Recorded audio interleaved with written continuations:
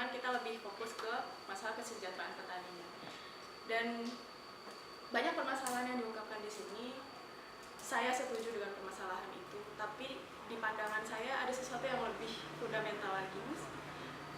Kita di sini memprihatinkan kehidupan petani, petani begini, petani begitu, tidak difasilitasi dan lain sebagainya. Tapi sebenarnya core permasalahannya adalah yang tidak difasilitasi itu adalah para ahlinya ini. Kita ini yang nggak dikasih jalan untuk membuka wawasan, tidak dikasih modal untuk membantu petani. Sehingga ya itu, setelah kita lulus dari kuliah, kita kucak-kacir sendiri. Gue mau ngapain nih? Akhirnya ya, that's the problem, Mas. Kenapa Mas Ya, kita nanti saya akan jawab di slide terakhir, soalnya farming itu the way of life. Orang lain. Karena buah akal adalah pengetahuan, buah jiwa adalah iman, dan buah pikir adalah kemajuan. Permasalahannya yang tidak wajar adalah kita anak-anak pertanian. Tapi pertanian kita tidak sama sekali disentuh apa-apa oleh negara ini. Apalagi kita anak IPB.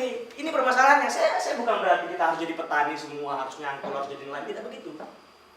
Tidak seperti itu. Tapi kalau tidak ada kita, siapa lagi? Apalagi kita harus seperti ini. Inilah kondisi kekinian pertanian kita. Orang tua rentah. Karena ini ternyata tidak hanya di kita sudah kuliah, bahkan anak kecil yang masih kecil tahu bahwa menjadi petani itu nggak bagus. Ini masih kecil, masih SD, SMP, yang saya tanya anak-anak SD, SMP itu yang saya datang ke sekolahnya.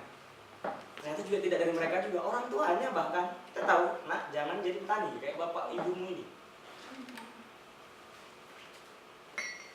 Artinya di ruang ini saya harap nanti banyak tulisan-tulisan yang luar biasa yang keluar bahwa gimana sebenarnya pertanian tapi kaca kepada diri sendiri. Apakah kita ternyata sama dengan yang lain? Saya bukan berarti kita harus jadi petani. Tapi pertanyaannya, adakah kita yang jadi petani? Sangat sedikit, bahkan anak-anak IPB bisa dihitung di bawah 10%, saya percaya itu. Karena kebetulan saya sebagai pengantar ini, saya boleh sombong lah gitu kan, karena saya pengantar di sini. Ya saya harus tes. Kita emang susah. Dengan semua teori dari kuliah kita, dengan semua teori-teori di otak kita, negara kita kaya raya dan segala macam, dengan segala masukan dari teman-teman tadi terhadap pertanian kita, dan ternyata pertanian kita itu bukanlah tidak bisa maju, ataupun miskin, ataupun tidak sejahtera, ataupun tidak berdaulat, tapi memang itu diciptakan atau bahasa dimiskinkan sedemikian rupa. Lantas kita hanya pasrah. Ya jadi apa? Bukan berarti kita tahu, oh ini sistem yang tidak bisa membantu kita, gaji kita juga kecil, terus apa? Kita pasrah, kita hanya ikut. Enggak, karakter bangsa kita enggak seperti itu. Karakter kita itu dari cerita Nusantara, pewayangan Gajah Mada itu gagah. Bukan kalau kita melihat fenomena sekarang tari-tarian, musik-musik milu, kita enggak begitu Pak. Coba dengan musik-musik tarian kita. Ya karena terus terangnya itu kita sudah melupakan realitas-realitas sosial itu semua.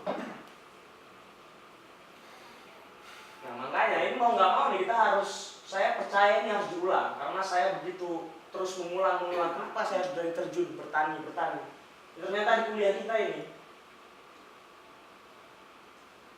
tahu kuliah apa ini? PIP.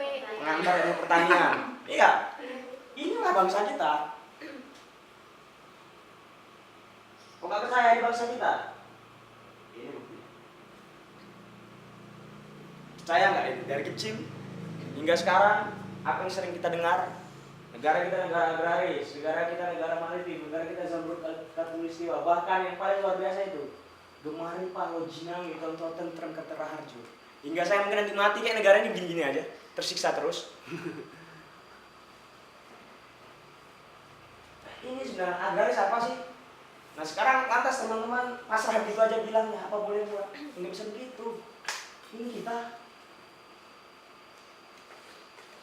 Kalau saya boleh sombong lagi, saya sudah berani mencoba.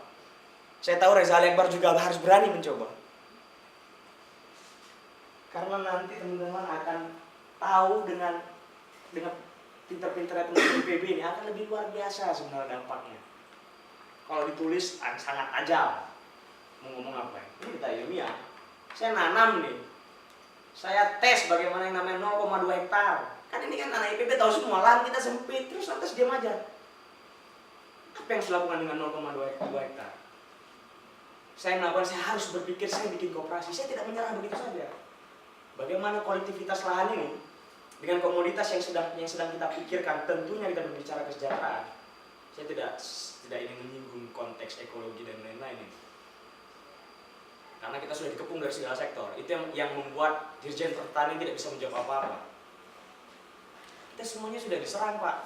Tanah kecil. Teman-teman saya bilang, kenapa kamu bertani hortikultura, Zah? Kenapa kamu bersama teman-teman kooperasimu hortikultura pilihannya? Jawaban saya adalah, negara tidak berpihak kepada petani, tapi berpihak kepada buruh tani. Sebenarnya saya bukan petani, teman-teman. Saya ini buruh tani. 0,2 hektar. 3 bulan saya melakukan tanam cabai. Hingga kemarin itu kita panen ke-5 dengan 0,15 hektar yang mendekati 0,2 hektar. Saya harus katakan pendapatannya paling 1 juta 3 bulan. Dibagi 3 bulan berapa sebulan? 300.000. Kira-kira bisa nggak kita hidup kalau kita punya keluarga? Jangan hidup dulu, bisa nggak kita ngolah 0,2 hektar aja dulu? Bisa nggak kita nyangkul itu? Ataupun nanti kalau makanya saya tanya tadi, Mbak pernah ikut nelayan nggak? Nyari ikan. Iya. Karena ini yang dilepaskan dari IPB. Buktinya apa? S2 hilang sudah sekarang, filsafat sains. Anak S1 juga tidak baca itu lagi, tidak didikan itu lagi.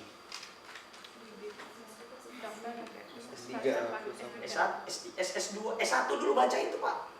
Atau itu menjadi buku panduan kita. Sekarang buku kita apa semua? Kita dijauhkan dari ini semua. Nah makanya ini sebenarnya kita tersesat semua di jalan yang benar ini. Ya saya juga kalau di kuliah kan begitu, saya udah cerita. Saya diusir dari kelas karena saya menemukan ini terus terang di kegiatan-kegiatan luar.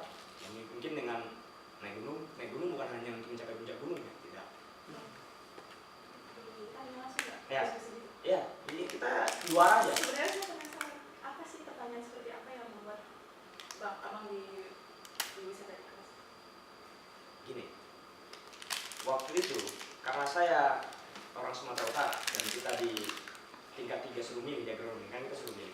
Saya ngambil tanaman tahunan karena saya tahu tanah kelahiran saya itu dari zaman Belanda, dari awal asal muasal berbicara bertani itu pada guna.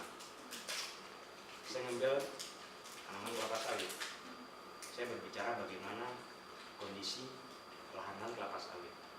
Saya tidak melihat kelapa sawit sebagai produk ya, tapi ini sebagai objek yang harus kita ketahui, dia ini punya pengaruh dengan yang lain. Saya tidak ingin seperti itu.